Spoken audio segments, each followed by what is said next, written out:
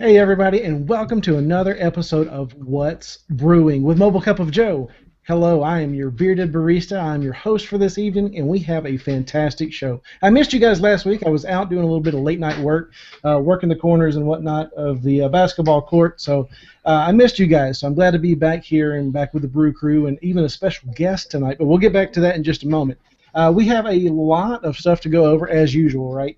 We've got some HTC news, some Windows news, and Microsoft news, Google news, and even some wearables and stuff like that. But yes, we do have a special guest. He'll be talking over some March of the Droids with us. And before we get to him, let me introduce you to the brew crew. I've introduced myself already. I'm Alvie. I'm your bearded barista. But let me start left to right because that makes me feel comfortable. And that's going to be Ones and Zeros Chuck. How are you, Ones and Zeros Chuck? Catch me up a little bit on the past 2 weeks of your life. I'm doing pretty good, actually. Not a whole lot going on in my life other than it's March Madness, which I think is probably my second favorite time of year behind the NFL season. So March Madness, definitely a couple big wins today.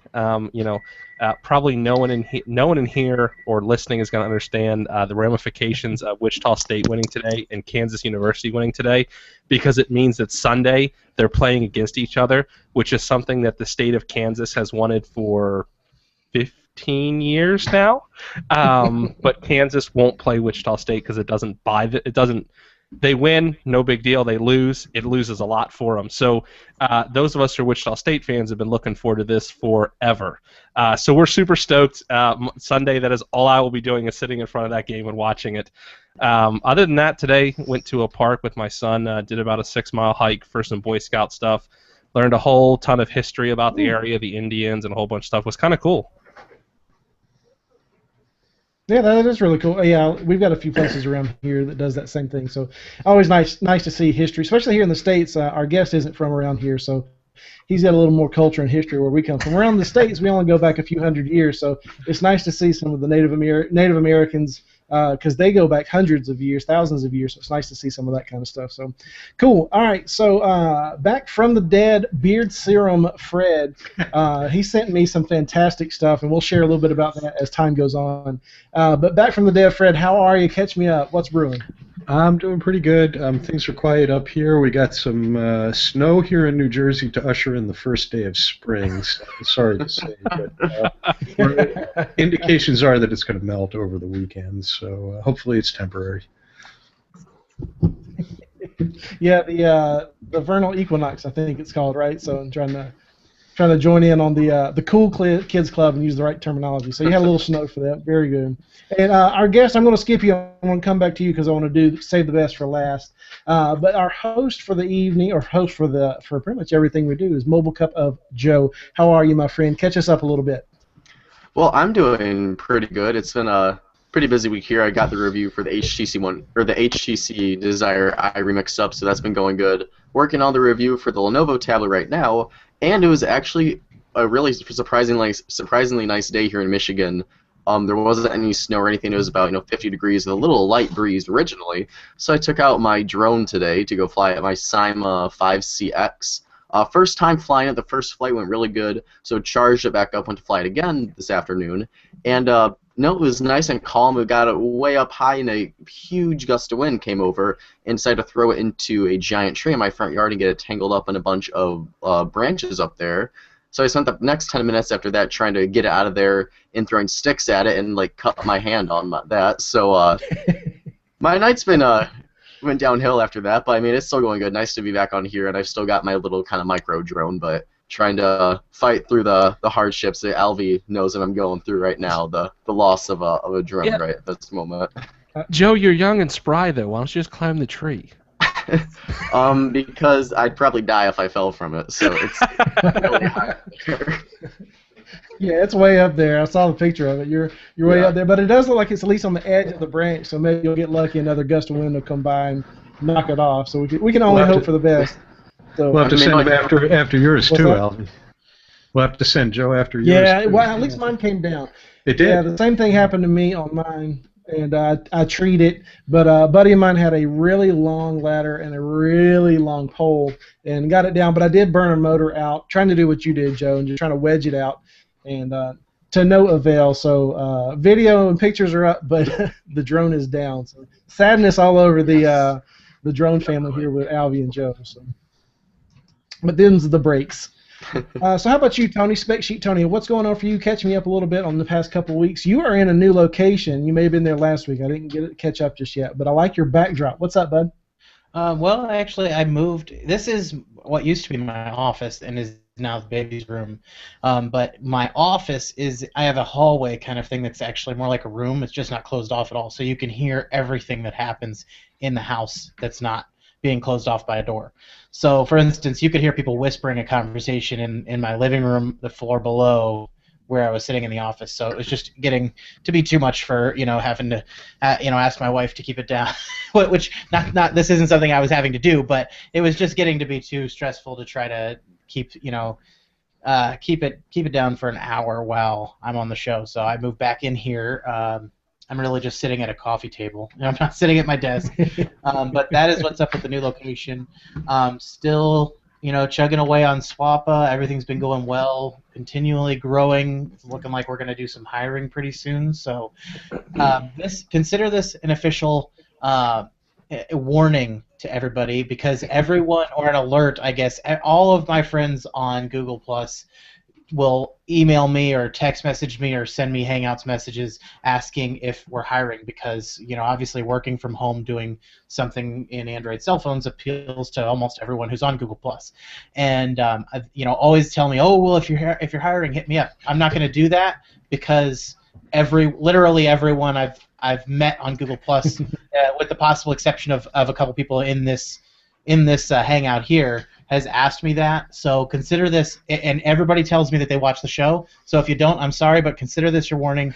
Watch Google Plus's or watch SWAPA's Google Plus page. You'll see when the new hiring thing. I think we're looking for somebody on the East Coast this time. But that's really my news. Everything's been going great. Had my son's 4-month checkup on Monday morning. So. Oh, fun. 4 months already, huh? Man, I know, man. Time does fly. It's crazy. Seems like just yesterday my mother-in-law was popping in telling me to get off the show and come and help my wife. I would say that was one of the more memorable moments of the show. One being Joe's cat freaking out, and two being it was great. Good times. All right, but I do want to introduce you guys to a very special guest that we've got coming from across the pond. Greg Morris is joining us, and he'll be chiming in with some different things along the evening. But please welcome Greg Morris. And Greg, how are you, my friend? And welcome to What's Brewing.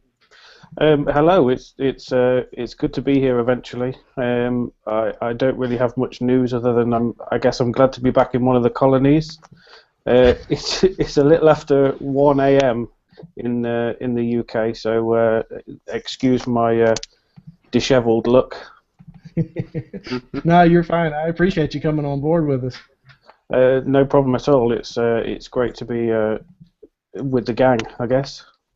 Yeah, the Brew Crew we call ourselves, so we're really original with our coffee names.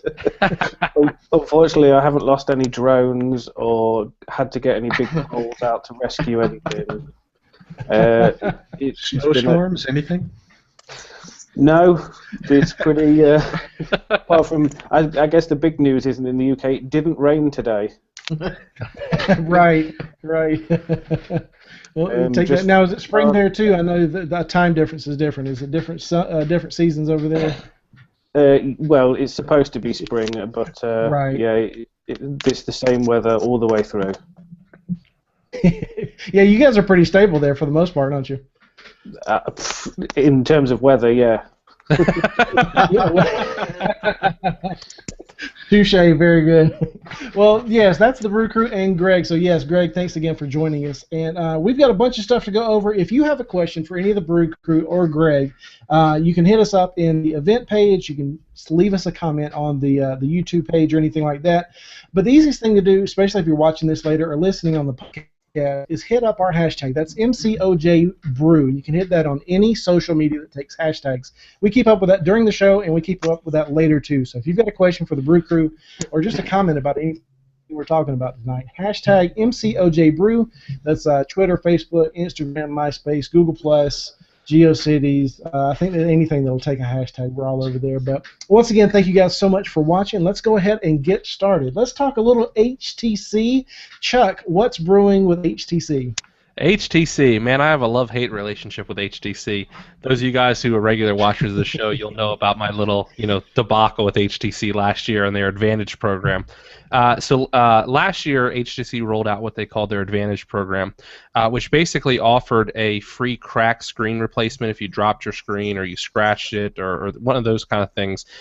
Within the first 6 months of owning your phone, they'd replace it for free, and you had a few options to do it. And of course, they also guarantee that they'll update the phone for 2 years, and they gave you some Google Drive space, which at the time everyone was giving you Google Drive space. So this week, HTC kind of what I would say upped their game. The M9 itself has been kind of met with, some people think, oh, it's going to be a great phone. Some people think, it's just an incremental upgrade over last year's M8. So, HTC kind of has now upped their Advantage program, and they're calling it Uh-Oh. I don't know if that's the official name, but that's what they announced it as. And basically what Uh-Oh is taking the Advantage program and kind of making it better. So what the company will actually do now is within the first year of owning your phone, if you have a cracked screen, water damage, or you switch carriers, they will basically replace your phone for free. Which is pretty awesome if you think about it, because how many people within the first year of owning your phone, one of those three things happens? I think it happens for probably almost everyone who owns a phone. So HTC is basically saying that they will give you a free phone if that happens within the first year of owning it. A year is much nicer than 6 months, I think, because the likelihood of happening in the first 6 months, kind of. But a year, most definitely. But it doesn't end there. If you don't use this service within the first year of owning your phone, what HTC will actually do then is give you $100 towards your next HTC phone, your next HTC One phone. So next year the M10 comes out, if they end up calling it that, you'll end up getting $100 off that phone if you haven't used your free replacement, which is a pretty awesome deal if you think about it, and definitely a reason that you should look at HTC phones if you haven't already. I think HTC phones are some of the most beautiful ones on the market, although the S6 is looking pretty good. But just getting this, this nice Advantage program for free. Now, you're not paying anything additional. Motorola has a pretty good program for their phones, but you pay for that. You pay $100 or $200 or whatever it is. This is coming with the phone you buy from HTC for free. You don't spend another cent to get kind of this nice Advantage. I think it's pretty awesome, and I definitely think that some people who might not have looked at HTC before should probably look at them now. I would consider buying an HTC phone if I didn't already have my Nexus 6 and the service through Motorola, just for this service. I think it's awesome. Yeah, because I love my Moto X, but I know that I don't know why, but since the time that Lenovo did buy them, I just saw their customer service has plummeted completely. Because I had to jump through so many hoops to get my replacement for my Moto X, and I dropped my one with the wood backs, and I got the leather one with the original, or for my replacement. So I do like that Motorola. Like in the past, they were pretty good, but customer service is big for me because I'm super clumsy with my phones, and having a good replacement program with it is always like a big area of factor for me when I'm getting my new phones. So having something like that, I've been kind of going back and forth between the HTC One M9 and the Galaxy S6. So having something like that I'm not going to have to pay additionally for makes that One M9 just that much more attractive for me. Yeah. Now, did you have to wait to get your did you have to send your original Moto X in before they gave you your new one? Well, with Motorola, and I think HTC does something similar with the O from what I've seen so far, you've got two options with Motorola. You've got the base normal way where you send in your phone first, and then within a few days of them receiving it at their warehouse, they'll send you your replacement. Or you can get your replacement first, and they'll place a $300 $250 hold or something on your debit card, and then once you get the replacement phone, you ship back your original one, and then once they get the original one, they'll take that hold off of your card. So I did have to wait. I've seen some people say they've had to wait. Juan Sanchez, he had got a replacement for his Nexus 6, and he waited 3 weeks or almost a month or something to get his replacement after sending in his phone. So I didn't have to wait that long, but when I was trying to get my replacement, the first people I talked to said that I had to get the exact same design I made with Moto Maker for my original phone, and then I got to someone else and they're like, oh no, you can make a new design. So their customer service at Motorola right now is kind of jumbled, and they're not really communicating back and forth. They're not giving me the same answers every time I've talked to them. So like I said, I don't know if that's a result of their Lenovo acquisition or if it's just something else, but yeah, so like I said, those situations I've been through personally make the uh-ohs seem like really, really appealing. Yeah, I mean, if people in the US are certainly starting to make the choice between the S6, which seems to have the edge at the moment with over the M9, it's definitely going to be something that they take into account. I don't know whether is that available on contract phones or SIM free or everything. I believe it's on everything. Now, they didn't specifically say. I know that the Advantage program last year was available on whatever phone you bought, whether it was through a carrier or whether it was SIM-free. It wouldn't surprise me if Verizon tried to screw people out of this somehow, just because that's what they do. So, as of right now, they have not given the specifics on that, or I haven't seen the specifics. So I guess that's still kind of up in the air. Yeah, I mean, there's got to be some people out there that, certainly Verizon or people like that, that would want to sell you extra insurance and things like that instead of a program like this, because that's certainly the way it works over here. Well, they do. Verizon sells, I think it's typically about $6 or $8 a month for a replacement, and there's usually a deductible that goes with that too, I think, unless it's a warranty repair. But if it's lost, you break it yourself. I will say that when I was on Verizon, I did use their service, which I think was backed by Asurion, and it worked extremely well, and it was fast. I had on my original Motorola Droid, I had a screen go haywire at one point. Stopped at a Verizon store on the way home from work at about, about 6 or 6:30 in the evening. Guy took one look at it and said, "Oh, it's you got a defective unit," even though it was about a year and a half old already. And 10 o'clock the next morning, I had a new phone FedExed to my office. Yeah, that's pretty nice. But they're making money on that. Yeah, I do know that the Moto X on Verizon, you could not buy Motorola's protection. Like they wouldn't allow you to do it. Verizon wouldn't let you buy the Motorola service. You had to buy it through Verizon. Like if you tried to go to the Motorola website with a Moto X on Verizon and buy theirs, it'd go, no, you can't. Well, I mean, we kind of come to expect that kind of behavior from Verizon.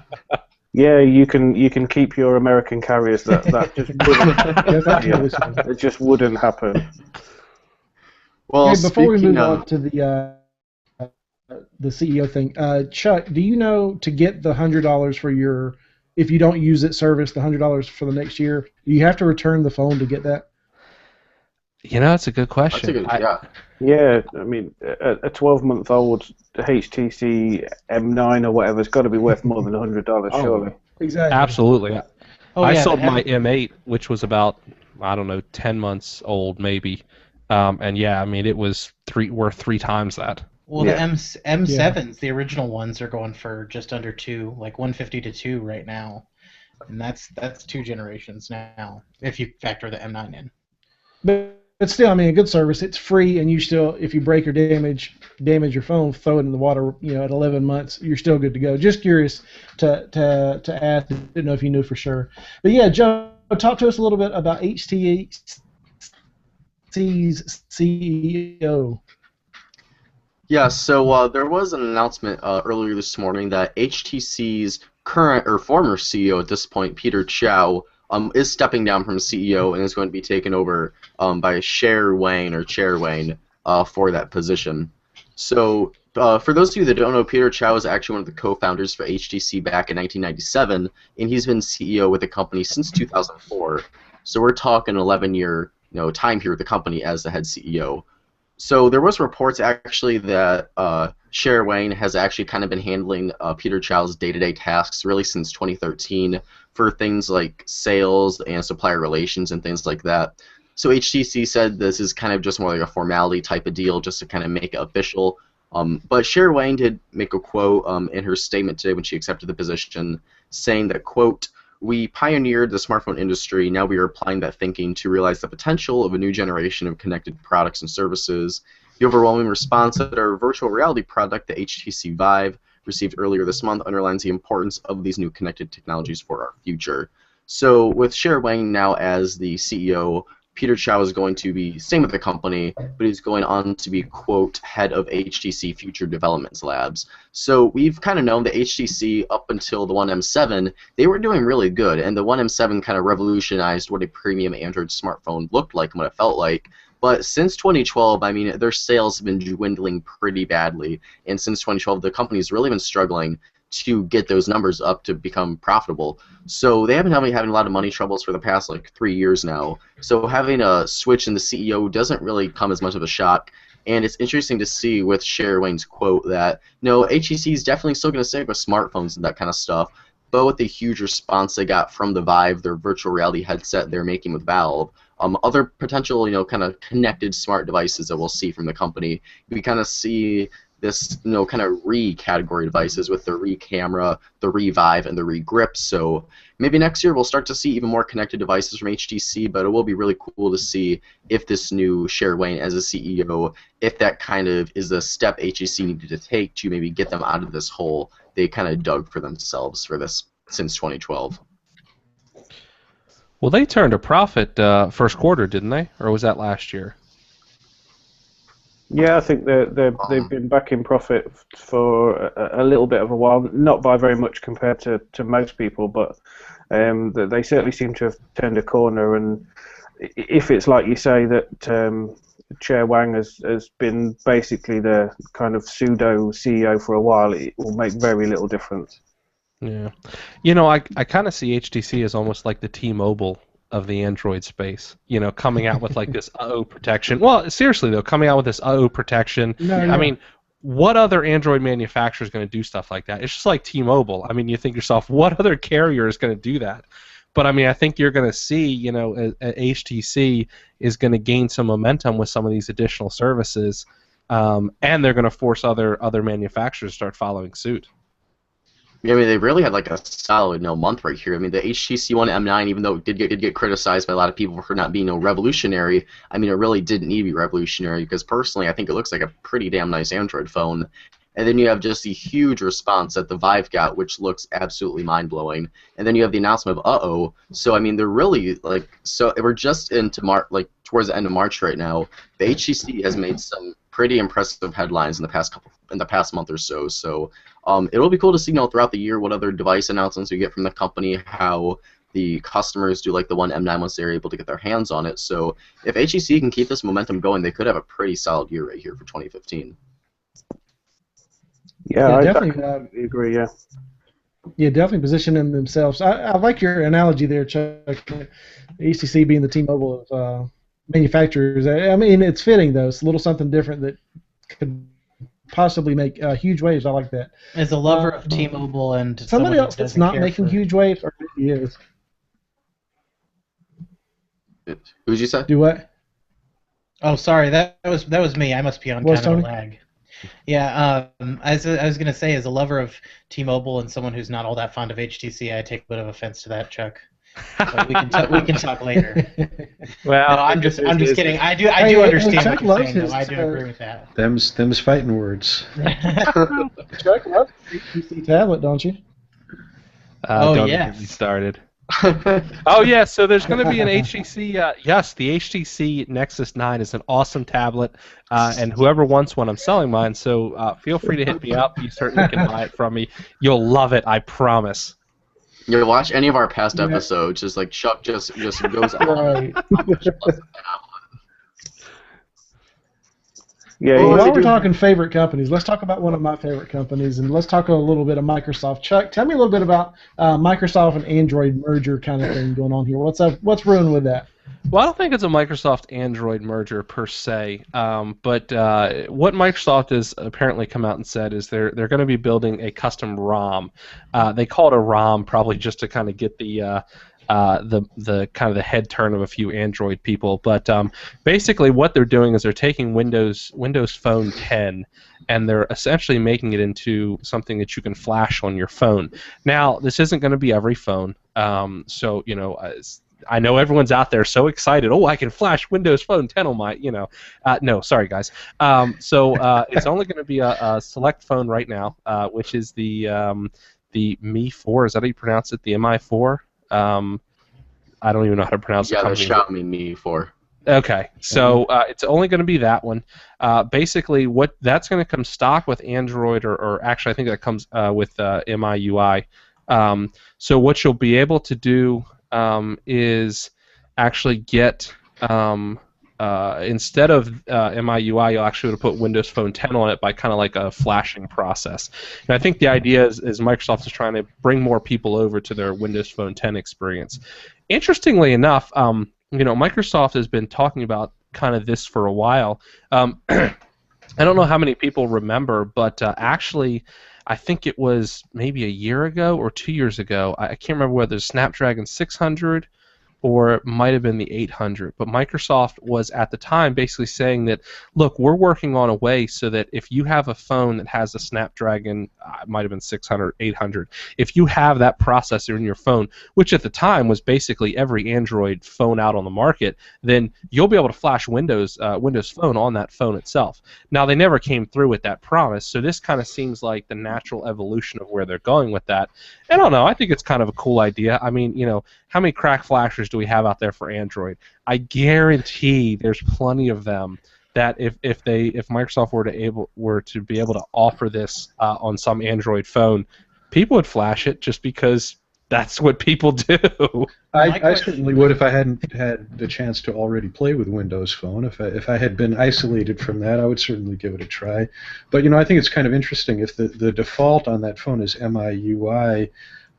I haven't used that in a couple of years, but as I recall, that was the ROM that kind of looks like iOS, isn't it? Or at least it used to. Yeah. So you're going from an Android phone that looks like it's an iPhone to an Android phone that looks like it's a Windows phone. Now, my question: people who are a little schizophrenic or something. Is this a cooperation between the manufacturer and Windows, do you think, or are they just choosing this device specifically? No, it's actually a partnership between the manufacturer and them. Basically, part of the press release has essentially said that they're partnering with the manufacturer to offer it. So yeah, it's definitely a partnership between the manufacturer of the phone and Microsoft. Yeah, Okay. they definitely would have to choose a Chinese manufacturer to do something like that if they were cooperating together, because anybody else that took on a role like that and produced a ROM can just wave bye-bye to your Google certificate, because it just wouldn't happen. Yeah. Then my other observation is it's funny to see that this is Xiaomi, you said, right? Yeah. Or Xiaomi, whatever it's called, Xiaomi. Yeah. Now they're doing this with Windows in kind of a partnership, and you have the other brand that I kind of group with them for some reason, probably just because neither of them are available in the U.S. You have Meizu, and Meizu's MX4 just is being re-released pretty soon with Ubuntu, and that's going to be the first kind of flagship quality Ubuntu Touch device. And I know that. I was watching Erica Griffin's video about it, and she was at whatever this last trade show was, and she was there and looking at Ubuntu Touch on a Nexus 7, and when she attached a Bluetooth mouse to the Nexus 7, it automatically switched over into desktop mode for Ubuntu, which That's awesome. The 7-inch screen is a little bit small for that, but it's amazing to see that they're doing that with the technology, because that now we're getting closer to what I want, which is I would really prefer it to run Android and Ubuntu on the same kernel, just like the Ubuntu for Android that they originally came out with. But we're getting closer to being able to say Ubuntu Touch and then docked into a larger screen and have full desktop capabilities. That is what I want. And if they could do it right and have a powerful enough phone with at least, I'm going to say at least 6 gigs of RAM, because I use 16 in my own. I know. It's going You'll to be need wild, more than that if you run Chrome. Well, I use 16 in my own machine and an SSD. So hopefully having having flash memory flash memory and storage instead of a hard drive would help. But we'll see. We'll see how well Ubuntu Touch and how slimmed down they can get it. But it's definitely steps in the right direction because I think for anybody who doesn't need to video edit or do heavy lifting with their computer, I think that having one device that can dock and be their PC is really the answer. Yeah, we got a bit of a story kind of like that with the Neptune suite, which you get into a little bit later. It's kind of a similar-ish idea along with that. But we do have also a couple of quick little stories here for some additional Microsoft news. We do have announcements today. We got a couple kind of smallish details for Windows 10 as we're getting closer to the launch date. And we got an update for Windows 10 smartphones that will be able to support USB Type-C connections. So that is the reversible USB that was actually on quite a few devices at Mobile World Congress this year. So with that additional functionality along with the reversible input and output, you'll also get USB mass storage. You'll be able to have USB Bluetooth, generic USB host driver, USB serial devices, and different kind of all the power and functionality that does come out of USB Type-C. So not a super exciting story, not a new connector on a phone, but USB Type-C does have a lot of potential, and you've seen that on the new MacBook that we talked about last week's show, and the new Chromebook as well. And then also going along with that, we have some updates on some additional gestures that will be available for Windows 10 laptops with the touchpad on them. So I'll go ahead and screen share real quick for our viewers so they can see what these gestures will be, and I'll go ahead and say them as well so our podcast listeners aren't left out in the dark. So some of the kind of quick gestures that will be included on there for the touchpad of a laptop or something like that. One tap finger will act as a left click or double click like you'd kind of expect. A two-finger tap on the touchpad will register as a right click. 3 fingers will go ahead and bring up Cortana, which is actually a really nice addition to be able to have, was actually a pretty awesome voice assistant, having such easy access to that. 4-finger tap on the touchpad will bring up your action center with your Windows device. And of course, you can move your mouse cursor on there. You can use a scroll pan with 2 fingers. 3 fingers to use multitasking gestures. You can go ahead and tap and slide or pinch to zoom. And along with the precision touchpad, you've got some additional things, so you can show your desktop by swiping down with 3 fingers or swiping up, different things like that. So it's just cool to see Microsoft kind of getting more innovative with what you can do with the touchpad.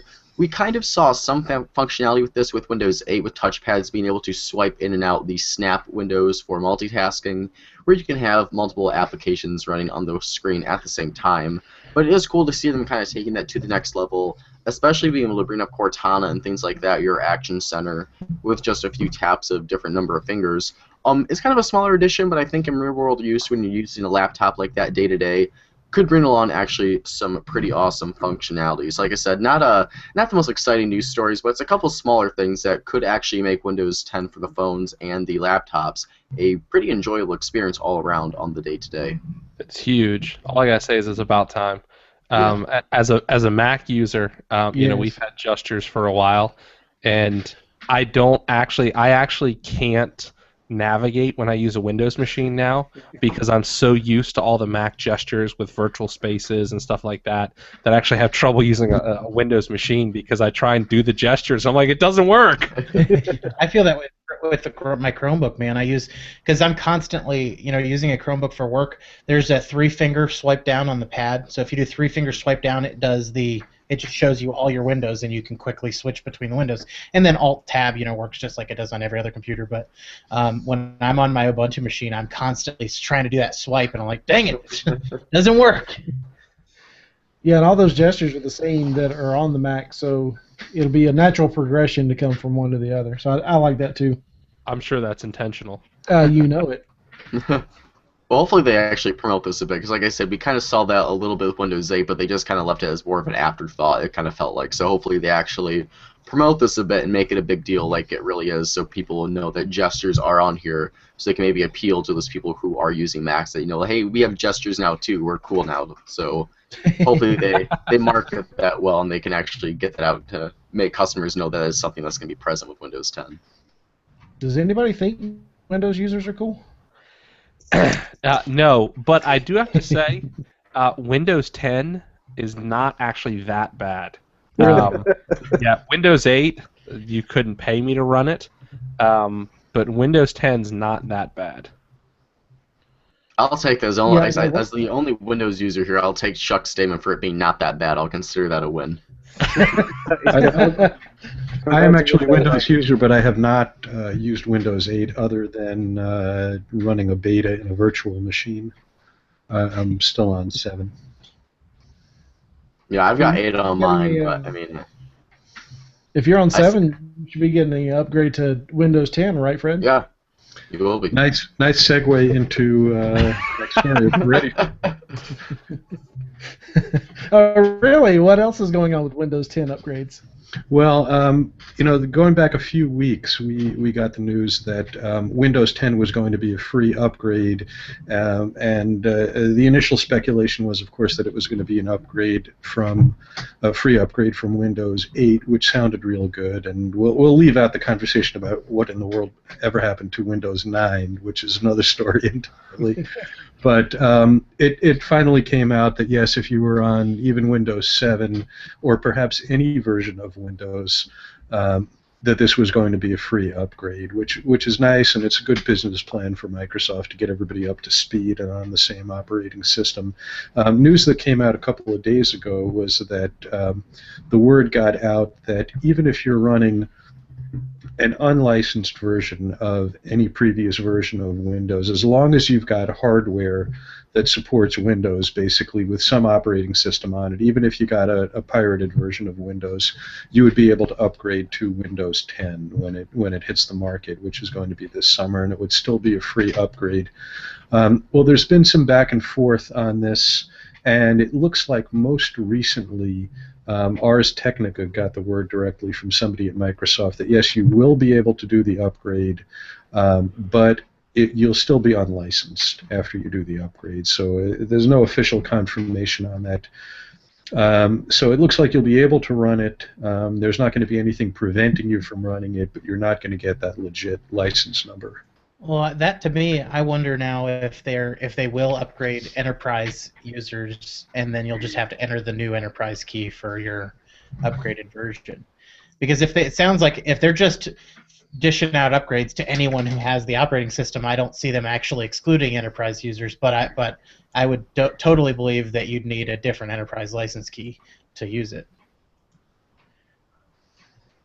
That would make sense. I think making money, as far as the OS goes, anyway. I think the money making is certainly in the enterprise as opposed to home users. Although, as I understand it, in other parts of the world, in China, for instance, I saw a statistic that only 10% of the copies of Windows currently running are legitimate and paid for. Oh, wow. Well, and I know which is pretty shocking. In one of the articles I read about this, upgrade to 10. It said that Microsoft is right now only making like 16% of their revenue from licensing, which it just kind of baffles my mind, just knowing that they charge for practically everything, and that they're trying to do the drug pusher thing and get people hooked on Office 365 for a year and stuff like that. So I was really baffled to find out. I mean, that's what they're doing here. Tablet free Office for a year, and then you got to pay for it. Like, no. Of course, if you're like us, you just get free Office for a year every year when you upgrade your tablet. But there may be something to that, actually. Could sell that idea. Well, still no. I think they're switching to a new model, which is subscription services, services in the cloud, Office in the cloud, and I think their best shot at getting people up and running there is going to be get everybody on the same operating system, and then get them on the so-called aftermarket stuff. Well, I mean, I think that makes more sense in general. Because that's what Mac does, Linux does it, Android does it, iOS does it. Your updates like that are free. How much money are they wasting in trying to license this stuff and hire firms that do all the stuff that they do? Just give this thing away for free. Everybody's on the same version, and your support, I would imagine, would improve. Well, then you don't have to support 16 different versions. and that's exactly it, because where does Apple make most of their money from? They never made any money off of OS 10 or any of the OSs. They make their money off the App Store. They make their money off the App Store. They're 30% cut there. They make their money off iTunes. They're cut there. So for them, it's smart to give away and Microsoft is I'm sure learning the same thing now.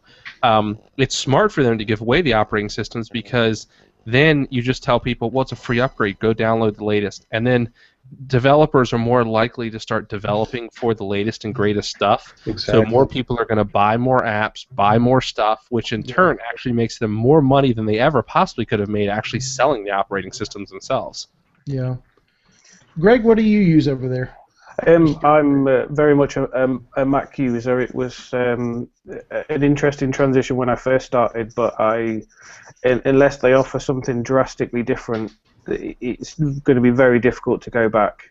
With the just the way everything works together. I mean, unfortunately, I get stick for it. I'm an iPhone user now, and it's just I know. It'd be very difficult for me to go back to Windows. I mean, it'd be interesting to see going forward. I mean, Tim Cook made in his Fast Company's interview this week about Microsoft being unwilling to leave the legacy stuff behind and just being dragged back. So it'd be interesting to see what going forward where they kind of draw the line, and whether they do push users forward and just say you get a free upgrade, which will just avoid the dreaded conversation that they must have about eventually cutting things off and stop updating, because Apple certainly seemed to, like, 2 years, that's it. But when you're offering free upgrades, that's not that hard to do. Absolutely, yeah. I mean, you don't even need to have that conversation, because everybody gets those free upgrades. Everyone's on the most secure software, and you don't get the backlash.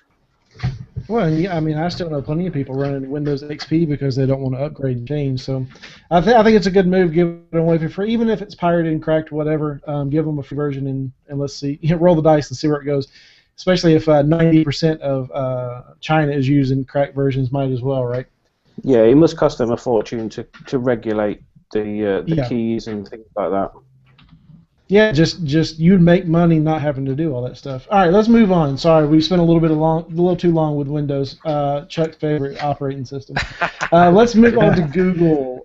Talk to me a little, while I'm picking on you, Chuck. Talk a little bit about the Google Play updates. All right, well, I'll make this kind of quick. It's not super interesting, but it is a little bit interesting in the fact that Google, related to Google Play, kind of made two announcements this week. I think one of the big ones was they're adopting a age rating for all their apps. So now when developers submit their app to the App Store, they fill out this questionnaire, and basically they're using the ESRB here in the U.S. And I think they're using basically the country-specific ratings. So here in the U.S. we use the ESRB. I don't know what do you guys use something over in the UK, Greg? Yeah, it's the same. I mean, you get the film classifications, but the ESRB rating on like difficulty and also content is, I think, basically universal. Okay, so they're going to start attaching that to all the games, which I think is pretty smart. Apple's done it for a while now, so actually both the announcements Google Play had this week were kind of I don't want to say out of Apple's books, but they were kind of out of Apple's books. The first one being the actual age rating, which I think is great. I think having age ratings on the apps really helps you kind of determine where those apps should be. And then the second thing is Google is actually now going to review all the apps. A human is going to review all the apps that go into the Google Play Store, and they will either accept it or reject it. My understanding is it's not nearly as stringent as the review process for Apple, although I will actually say the review process for Apple is pretty easy these days. I've got a number of apps in the Apple App Store, and from the time they start reviewing to the time it's actually approved or denied is usually less than an hour now, which is pretty nice. But basically... with the rise of the malware and a lot of these apps in the Google Play Store, Google has basically said that actually a human now is going to review all the apps and either accept them or reject them. I know a bunch of people who are Android developers and are actually kind of happy about this because now you'll get the rejection immediately, and hopefully you'll know what's wrong with your app to fix it, as opposed to what's been happening fairly regularly recently, which is your app gets pulled from the Play Store and you get this rejection letter and you have absolutely no idea why. So at least now they're going to be upfront about it, as opposed to having your app pulled from the App Store for you have no idea why. So I think it's a move in the right direction. I'm all for app reviews. I've never had any issues with Apple's, and I think it's great that Google's doing the same thing. Well, especially, I know plenty of developers that not only is their app pulled, their developer account is pulled, or at least suspended for a while, and they have no idea. All they can do is, question it, and then the next email is the finality of it, and it's like, that's it. No, we already said no, and you're gone. No reason. No. How do I fix it? And there's nothing there. So no, I think it's a great idea. Absolutely wonderful. Yeah, I think it's the best move for the App Store that there probably ever has been. There's a bit of backlash that you usually get on Google Plus, or Google are closing down everything and putting their walls up. But in terms of not only market image but security going forward, I think it's the best decision that they'll ever make. Well, moving on to something. Did you guys have any final thoughts? I don't want to cut anybody off. No. Just real quickly, Windows Store could use something similar, because apparently the Windows Phone App Store is not only notorious for being loaded with junk apps, which I guess is ubiquitous, but malware-loaded apps as well. So they really need some sort of review process in the same vein. Yeah, so going on to something really quick here that I saw this week, that it's probably not going to be a perfect product, but it's really got me super excited for maybe the future of computing, like this kind of product here is sort of touting. So we have talked about Neptune on the show a couple times before, and their latest product right now is called the Neptune Suite.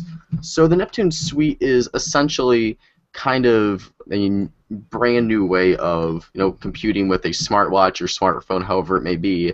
It's a brand new take that we really haven't seen before, but it's actually something that could just possibly work because it is that crazy. So essentially, with the Neptune Suite, you get multiple devices when you do get this thing.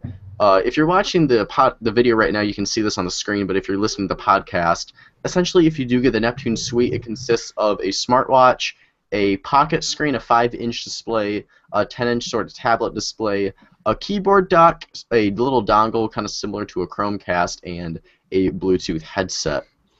So the main kind of the smartwatch for the thing is called the Neptune Hub. That's where all of your processing specifications and your 3G, LTE bands, Wi-Fi, GPS, Bluetooth, NFC, all of your really bands and radios and all that good stuff is going to be found in the smartwatch itself, which does act kind of as your main form of communication. So that's where you can actually use it as a standalone device. So that is the main hub for these connected devices. You can make calls on it, send text messages, download applications, pretty much do anything you would do on a smartphone you can use on this watch, which is actually pretty attractive looking. I'll get into some pictures here in a second.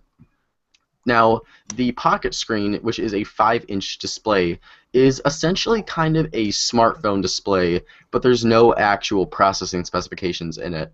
Kind of similar to if you saw a review for the Asus Padphone X, where you docked the Padphone into basically a 10-inch monitor and mirrored the display on that. You'll be able to wave the pocket screen over your Neptune Hub, and it'll mirror your watch's display and optimize it for this 5-inch display here. So you can essentially use and take, if you need a larger display similar to a 5-inch smartphone, you can use on here, which is have a 720p display and front-facing cameras, rear-facing cameras, and all that good stuff. Now moving on to the tab screen. This is basically the same thing like the pocket screen. It's a 10-inch display to mirror your watch as a tablet here, 1080p display, and you can make it blow it up if you really need to get lots of work done or watch a movie or something like that. don't want to do it on your watch, you do have a 10-inch display to work with. And you also get Neptune keys, which looks very, very sexy with their circular keys on there, which is essentially a docking station for the tab screen.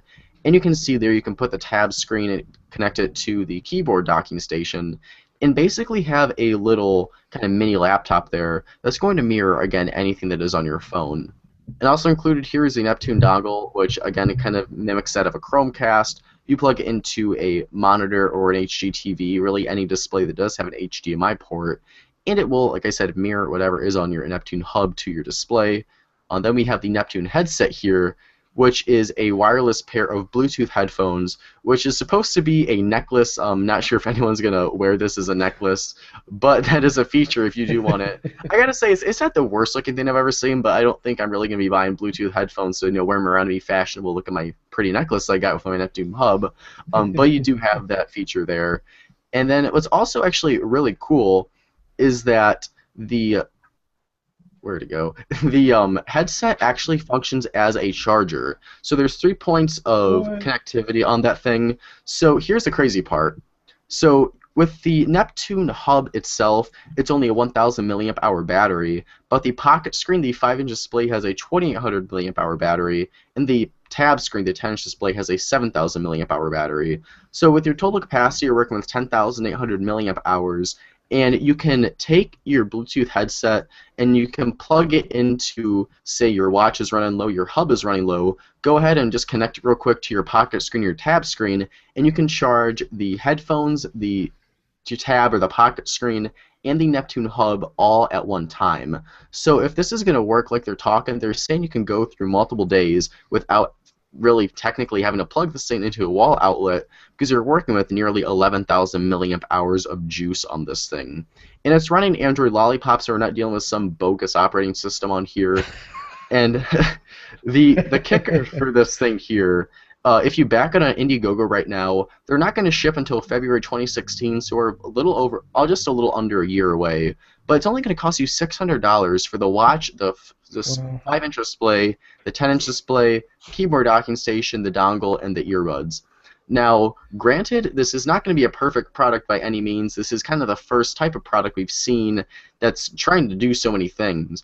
But honestly, I think this has grabbed my attention more than any mobile product I've seen in quite some time, because it's really taking the smartwatch and seeing what new direction can we take from it. And it's really that sense of I've got everything I need on my wrist, but if I just need the wrist, I can just take my watch with me. But if I do need a bigger display, I can go ahead and throw the 5-inch display in my pocket, watch a movie on the 10-inch display at my house, put it in the keyboard docking station if I need to, and all your information, everything is synced onto those different displays because it's coming from one device. Like I said, it's not going to be a perfect product. It's still a very first-gen type of thing, but the hardware looks really nice, and I'm honestly just ridiculously excited to see this, because we haven't, like I said, seen something this crazy in the market like this with wearables or just anything in this product category before. So I'm really interested to see what you guys think about it, because I still have some reverence about it. I'm still a little hesitant to see how well this is actually going to work in the real world.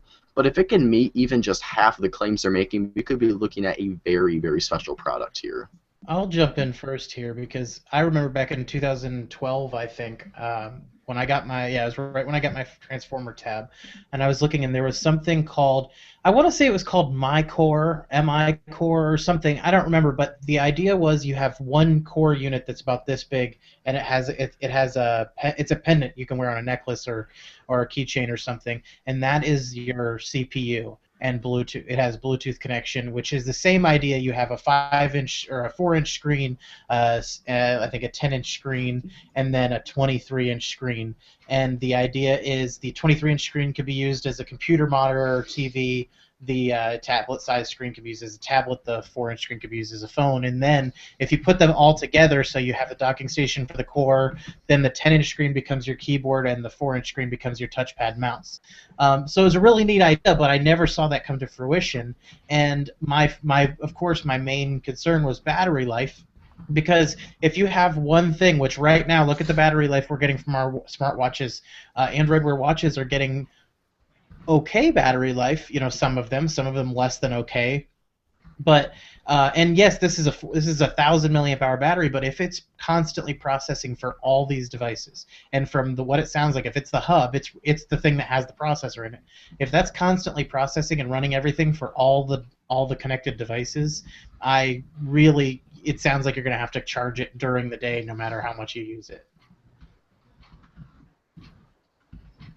What do Yeah, you I think. guys? Yeah, I definitely think you're right. It's a strange one to put all the processing power in the watch, which would be the smallest part I really would think the of tablet. the ecosystem. Yeah, I would have.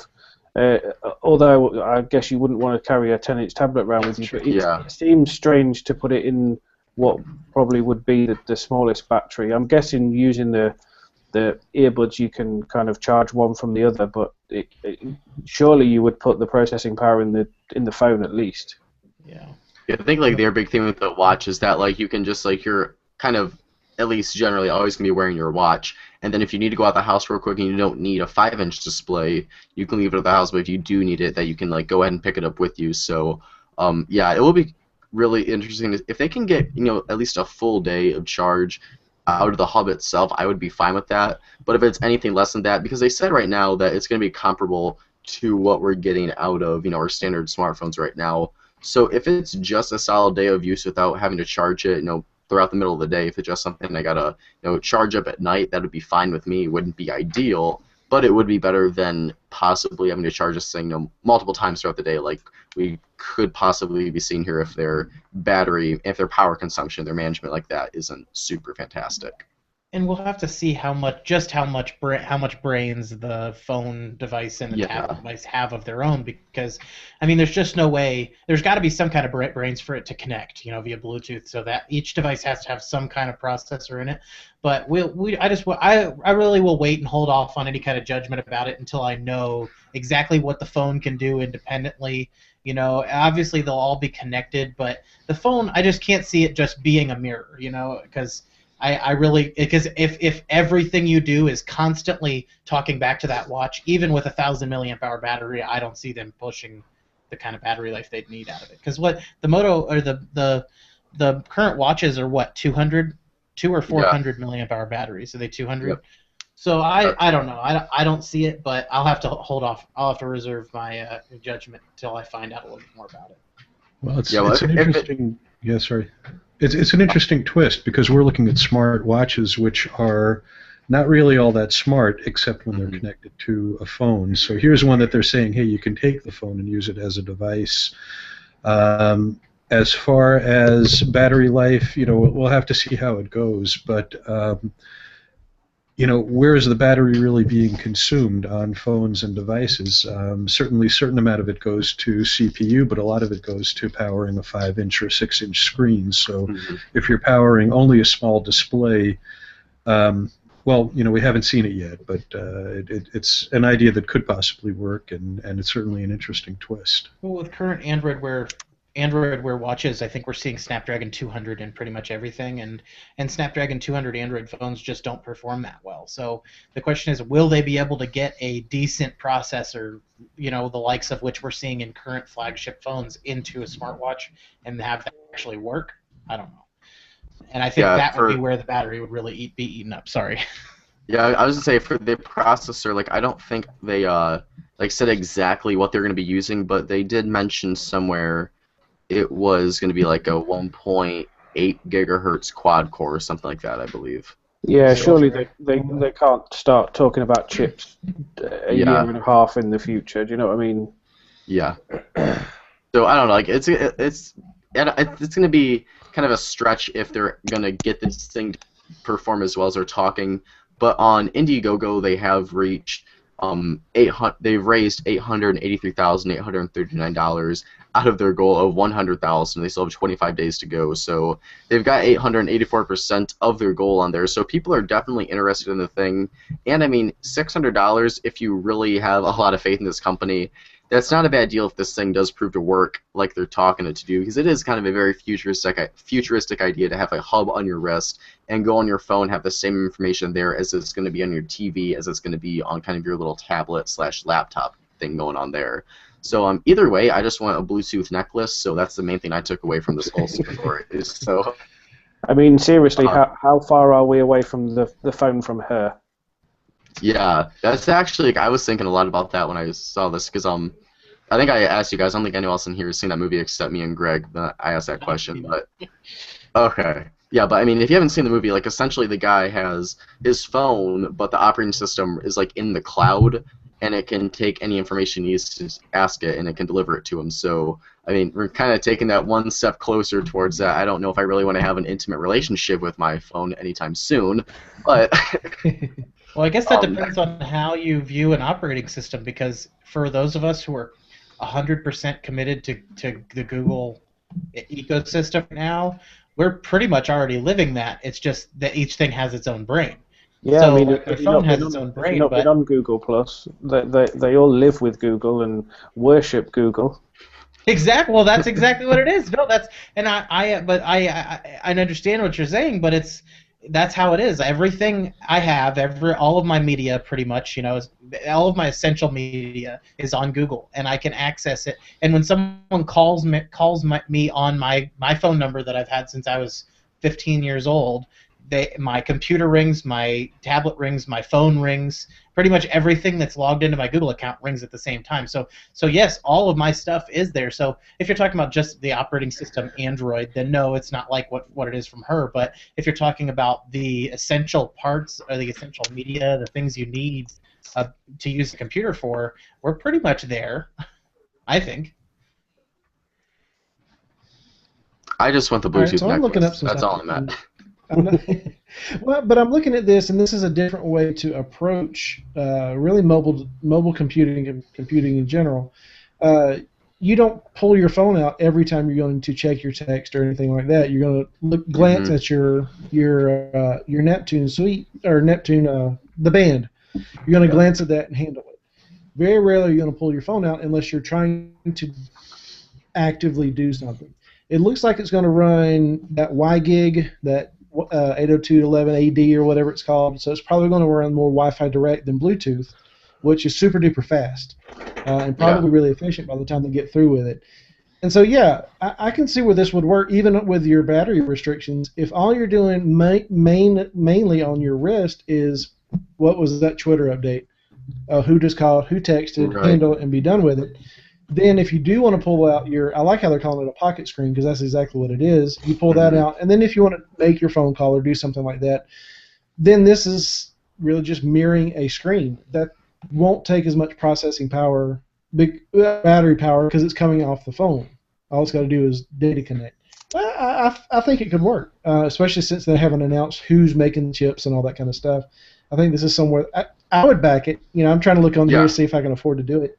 It really and full disclosure, it's $900 is going to be the retail, but you can get it for $300 cheaper if you early fund it this month.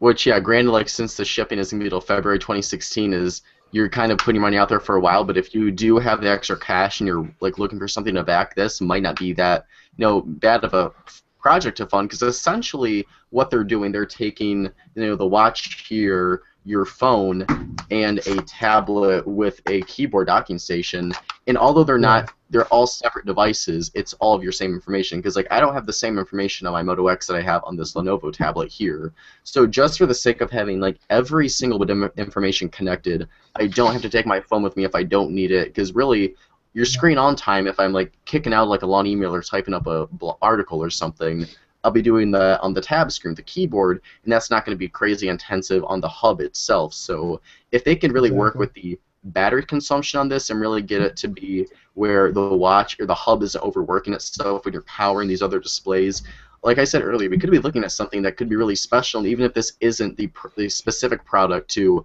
take this kind of new product category in the next direction, this could be a stepping stone to see other companies maybe try to mimic this and improve on Neptune's recipe here. Yeah, I mean this might not be the one that everybody buys, but this is absolutely the way that the market's going to go. Is something that powers it, whether it's in the cloud or whatever, and you just carry around basically like a monitor or a dumb terminal.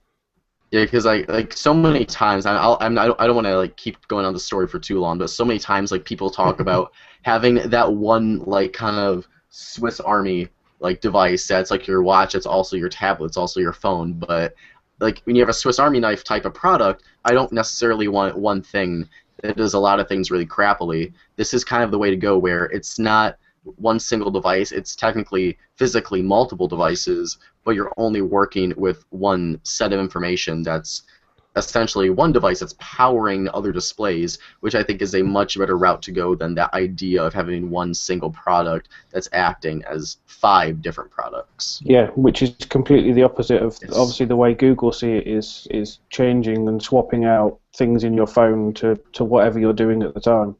Right. Well, speaking of Google, I saw you on the Google Doc, Greg, that you want to go ahead and take on the story we saw earlier this week about a very high-end Android Wear device coming along. So kind of sticking with the wearables, we're going to a very different type of wearable. What's going on with that kind of bit of news right there? Yeah, I don't know whether they were planning to gate crash the Apple Watch and selling $17,000 watches. I'm not really sure, but anyway, it's been coming for a while. A watchmaker was eventually going to delve into the smartwatch area, and Tag Heuer is the first people to do it, really, and they've announced that they're going to make an Android Wear watch, basically. Android Wear's usually been associated with cheaper end watches, although the Moto 360 takes on a more elegant look. It's typically been plastic and sort of more sports watches. I wrote an article that published today for Tech Airist that was took on the kind of Android Wear in the more high end, which is going to see obviously the metal and the engineered space. The issue for me with that would be is how you sell something like that, how you push Android Wear forward. You can sell a high-end luxury watch with videos of people putting together tiny little cogs and screws and things like that, and kind of justify people spending tens and even hundreds of thousands of pounds on a watch. But how you do that with silicon and Android Wear is going to be difficult. And the one true thing that will sell those, unfortunately, which I'm no doubt going to get some stick about, is it's got to work with an iPhone. Yeah, it's I love my Moto 360 to death, but there's just that stigma right now with Apple and iPhones is such a prominent brand with most consumers that if it's like something limited, if it's an iPhone exclusive, like people don't have a problem with it, but if it's something that's limited to Android, it's always kind of like looked down upon by all the iPhone users. But there's also, again, like the Apple Watch itself, I don't think itself, like the Apple Watch itself, I'm not super excited for it, but I'm really excited to see how the Apple Watch does maybe kind of push the Android Wear market to kind of focus more on these like high-end luxury devices like we kind of saw with the LG Watch Urbane and the Huawei Watch, which we're starting to see these watches like really mold themselves into things on your wrist that actually look like legitimate timepieces instead of computers that don't look anything like a real watch at all. Yeah, I mean that's definitely the issue. I mean, I think I've reviewed pretty much every Android Wear watch there is, and they're absolutely fantastic bits of kit. But there's definitely a market for something that just looks like a normal watch with proper engineered technology. But how you get there without adopting iOS, unfortunately, will limit sales. Because not that I would ever make any connotations to Android people users being poor. Unfortunately, that's the stats. Outside of a couple of really high-end, awful Android phones, the majority of the people that are going to buy $10,000, $20,000, $30,000 watches use iPhones, and unfortunately, that's the truth. I don't know. What do you guys think? Do you think we'll ever see Android Wear adopt iOS compatibility in the near future? My issue with expensive timepieces like that, it's a work of art, but a work of art is timeless. an Android Wear or even the Apple Watch or anything like that is going to be obsolete within, let's say, 3 years. I'll give it that long. That's a tough thing to hand. Nobody's passing down black and white televisions from their great grandfather because it's so valuable and important to them. But they are doing that with a 150-year-old pocket watch. They are doing that because it's a piece of art, piece of work that it's a tiny piece. Where I don't know that there is a market for a $30,000 toy, but I don't know. I don't have $30,000 to blow on it, so maybe I'm wrong. Yeah, there's two completely different sides to the argument. There's one that just says that is just stupid. You're going to waste $10,000-$20,000 on a piece of technology that's going to be obsolete. But I mean, it's the same with the Apple Watch. These are marketed at people that aren't us. That's for sure. They'll spend $20,000 on a plane ride. Do you know what I mean? It's baffles me that people would spend that money, but then who am I to say that? But they're not buying it to pass it down, they're just buying it to buy it. I'm with you, I get you. Yeah, I mean, when LG struggled to sell $300 G-Watch Rs that they're now giving away with the new G Flex, it's difficult for me to see that they would even sell a $1,000 smartwatch, never mind about anything else. Right.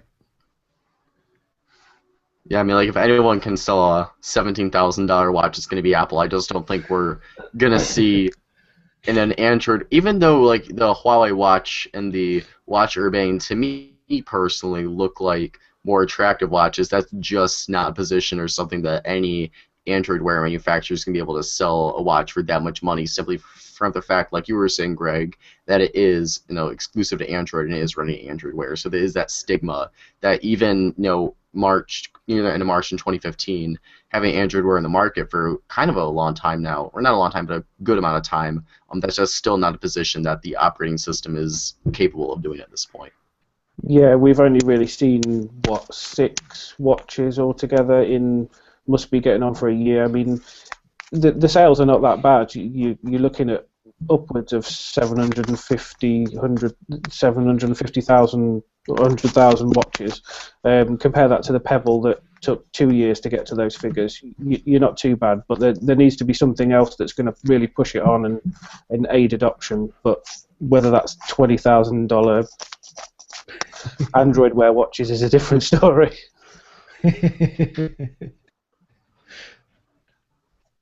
Well, from the high end stuff, let's talk really cheap tablets. Chuck, tell me about this $40 tablet that's going on. So it's a $40 tablet, although it's not actually a $40 tablet per se. Jide,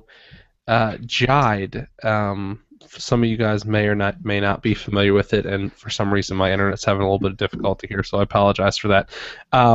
We heard about this tablet a while back. I think it was actually at CES, maybe. Basically, it is an Android tablet. It runs a modified version of KitKat.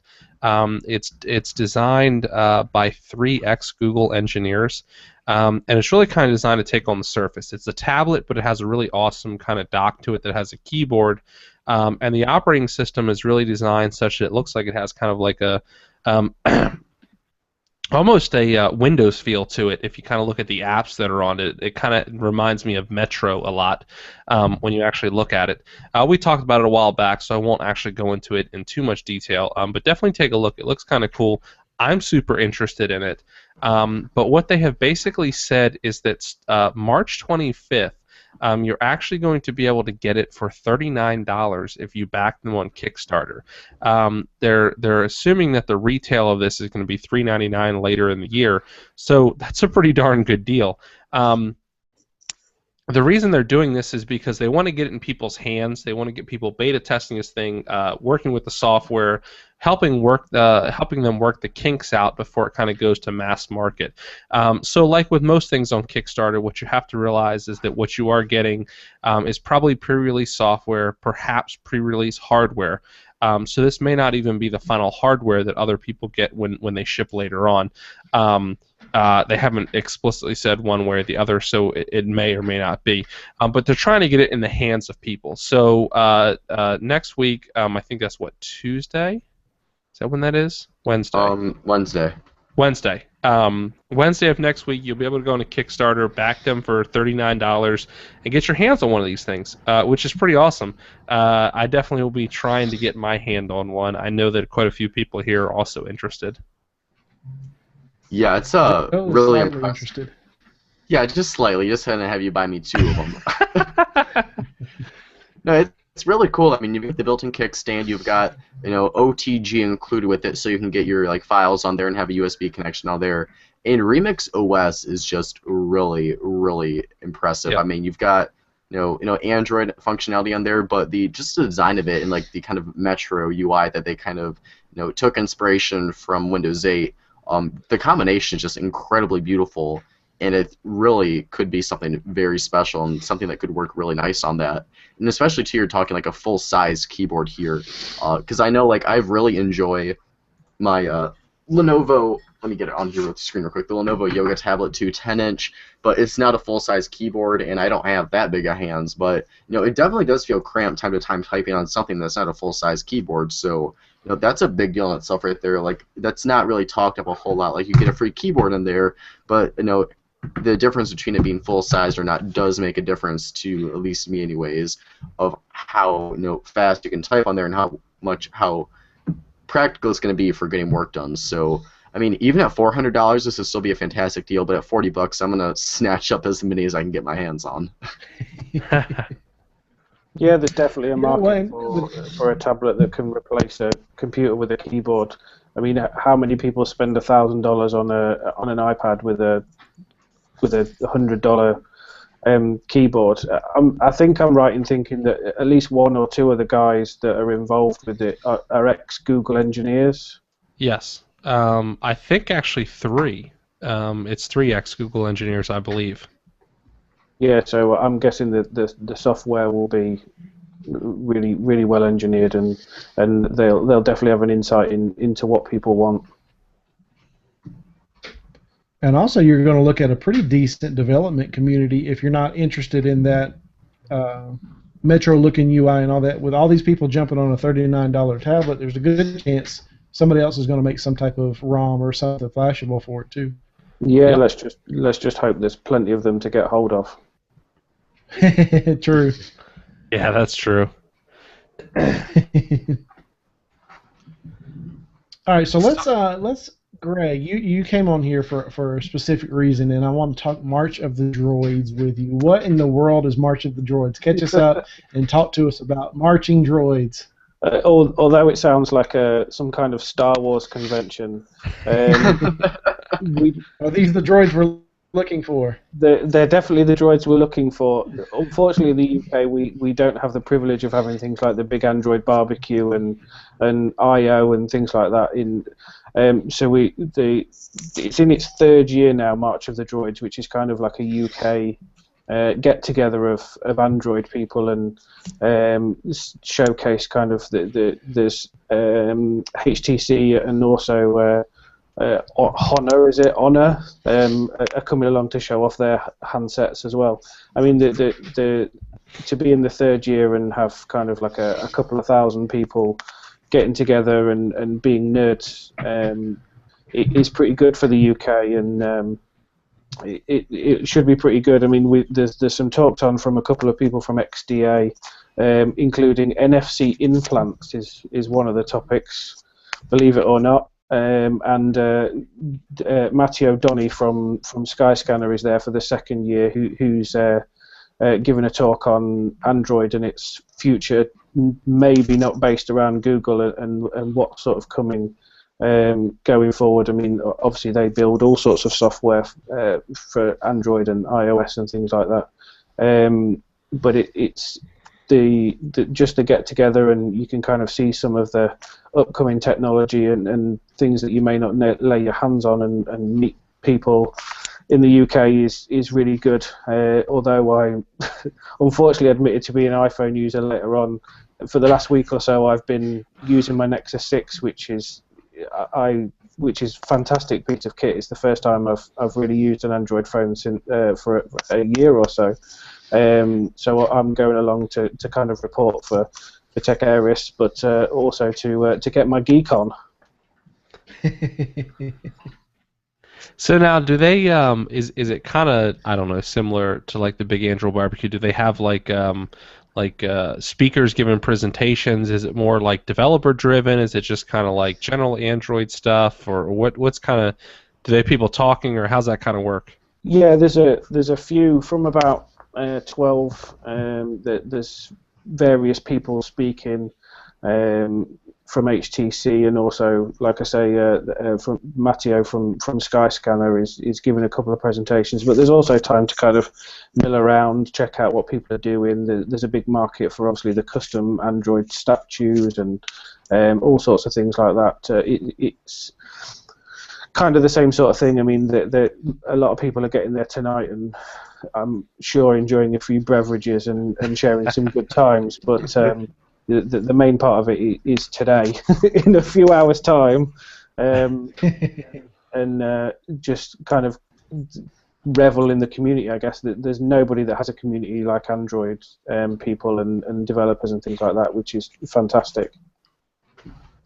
Like you were talking about earlier, how Apple really is kind of dominating like that relevant name with prices and the iPhone and the Apple Watch, but like they really don't have that sense of community that Android has, both with like the customers and the developers. Like it's really a pretty special thing and really impressive that that connection that between the developers and the customers has stayed so strong really since the roots of Android. So you don't really see that connection, that sense of community with too many like really OS operating systems and tech products out there. So it's very cool. You've got like the Big Android Barbecue here, but also things overseas or across the pond with you guys with March of Droids, where everyone just can kind of get together and have fun and just be with people that like share your same passion for Android like that.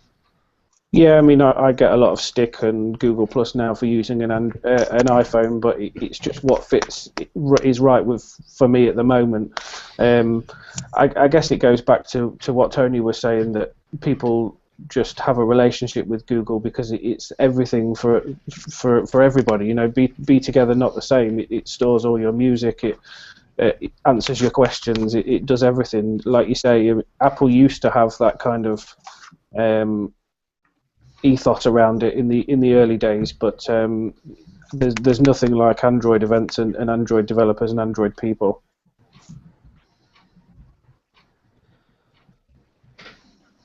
Yes, definitely a unique community, and it's fun to be a part of. But are people really giving you that hard a time for being on iPhone? Anywhere other than Google Plus, no. But unfortunately, on Google Plus, the people will even go into the photo details and find out what phone it was taken with, and still give you stick because you took it on an iPhone. Oh, wow.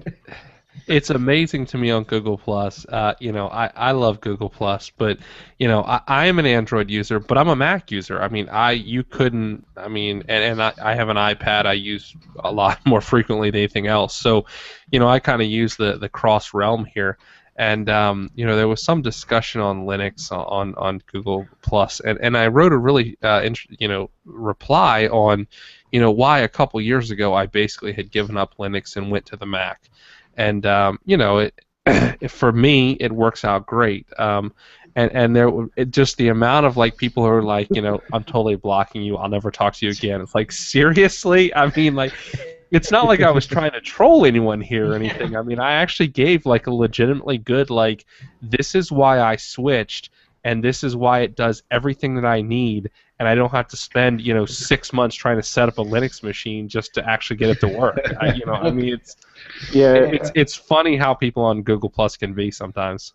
Yeah, I mean, it's created by Google. You've kind of got to expect it. After anything Apple is launched, I just avoid it for like a couple of days at least, or just you need to be able to mute hashtags or something to be able to tolerate it. But I enjoy being on there.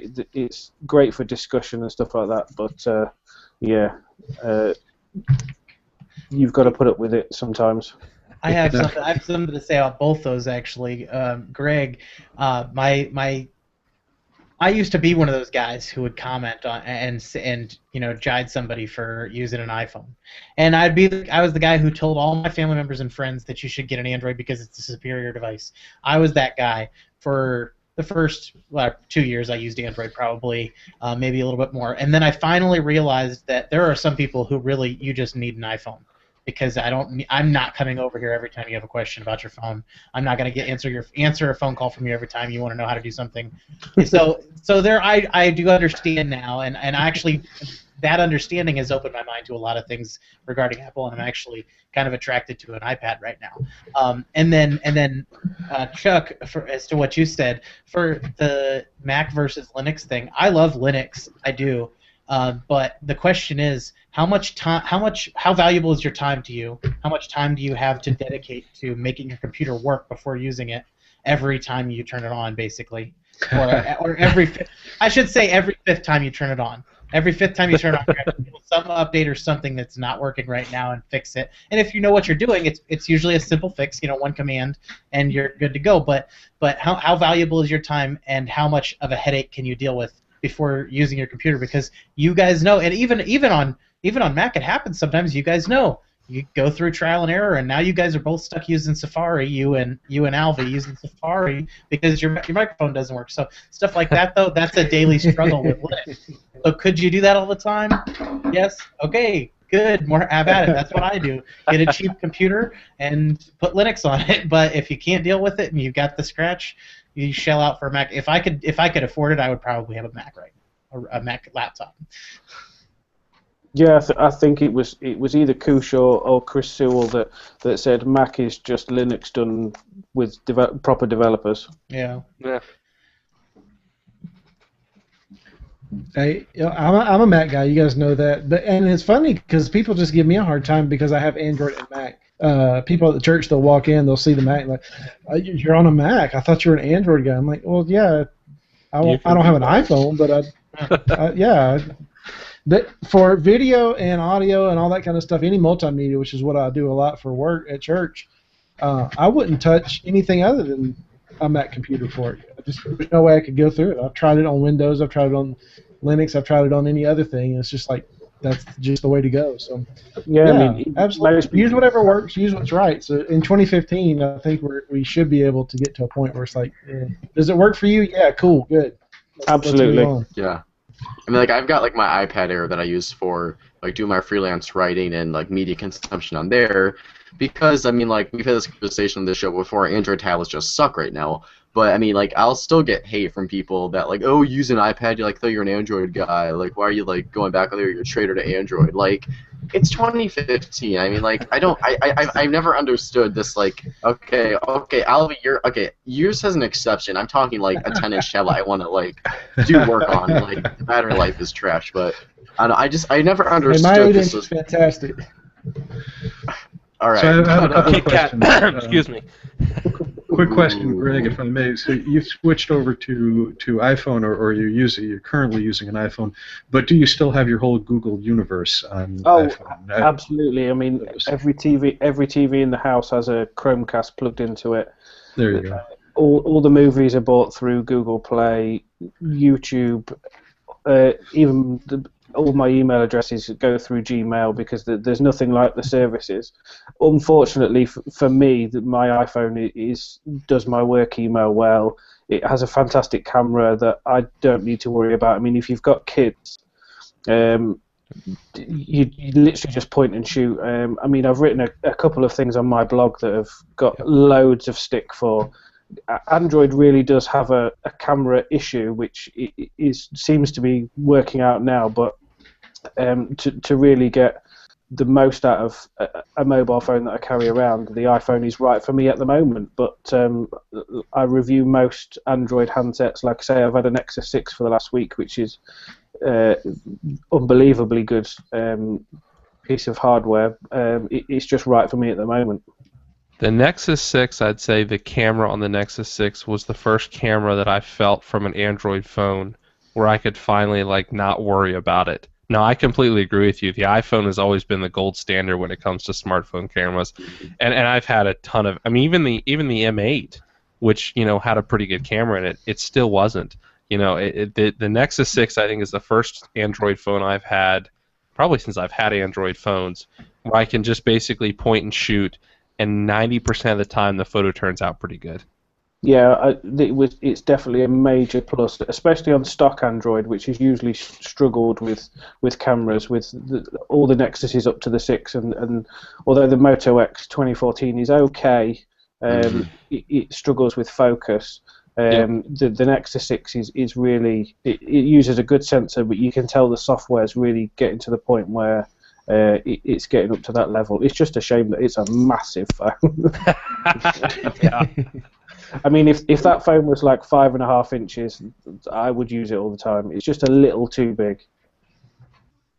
Well, I mean, like Samsung's always in like pretty strong in their camera department. Like I've got the Note Edge right now, and it's like got a fantastic camera on it. But I mean, if you're looking at Android phones, it's usually like very few of them that actually have a solid enough camera on there where you can just take a quick picture and not have to worry about focusing on your subject and really making sure it turns out great. Because like the Moto X, I mean, the twist of capture is a fantastic feature, but it's just that the sensor on there isn't really that strong. Like low light performance is kind of crap, and it does have a hard time focusing on your subject. So like there's like the when I was reviewing the Moto X for 2014, the amount of times that I tried to take pictures and it was, I don't even know what it was focusing on. Right. The foreground and the background were both blurred, so I'm not really sure what was going on there. Although the Lollipop update improved it dramatically. It's a real shame. I mean, I love stock Android. I would use a Moto X. The features and stuff in there are fantastic. With a bamboo back that just feels great in your hand. Or the leather, which smells amazing. Best smelling phone of the year. Smells like a baseball glove. Huh? Gross. So, Tony, I had one quick question for you on the subject of tech support and referring people to iPhones. After you've recommended that friends and family get iPhones, do you find yourself still having to do tech support for them, but now in an operating system that you're not familiar with? No, and here's why. It's because all of the non-techie people around them have iPhones. Any of them with, or an iOS device. Their grandkid, their kid, whoever is near them has an iPod and can show them because it all goes, transfers. I mean, iPads are still literally just giant iPods. So, as long as that goes on, we won't have any issue. And I mean, it's just, I was telling you guys, I was in talks with a local school, the school I went to grade school at, actually. They want to buy 50 tablets, and I quoted them on Lenovo tablets because I had a contact at Lenovo, and they were trying to do it at low cost. So 50 tablets was going to run them about $6,500. And then we were in talks for a long time. It dropped for a little while, and then they came back and they know how much they're going to get for the grant now. They told me money's not as big of an issue. So what can we get that we can say is the top of the line? After we started to look at Lenovo again, and we only want 25, and I said, okay, well, if you want to be able to tell non-techie people that you have the state-of-the-art stuff, you have to get iPads, because non-techie people, while they know Android tablets exist, would not be able to name any except maybe the Samsung Galaxy. That's probably the only Android tablet that anyone who's not a tech head could actually name. And if you want all your parents to know that you have the state-of-the-art, you got to go with an iPad. And I quoted them on 25 iPads, so half the amount, and it's going to be $8,000, so like $1,500 more than what it was going to be for 50 Android tablets. So now I'm comfortable with doing that. I'm comfortable with telling them about the iPad, but at the same time, I'm looking at the situation like, okay, you're getting half the amount of hardware for, not double, but a significant amount more money. So it's a give and take with iPhone, I think. I mean, iPads and iOS as a whole. I always taught all my people to not ask me about iPhone stuff. I'll recommend it, but you don't count.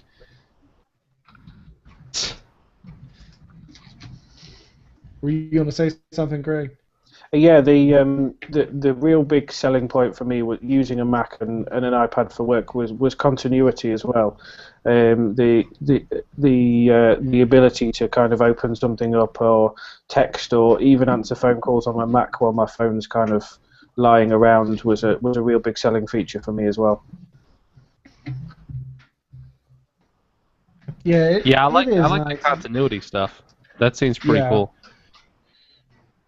And it's Yeah. pretty cool because I know I've got quite a few parents that they got their kids on the same iTunes account, so everything kind of syncs all back and forth and all that stuff.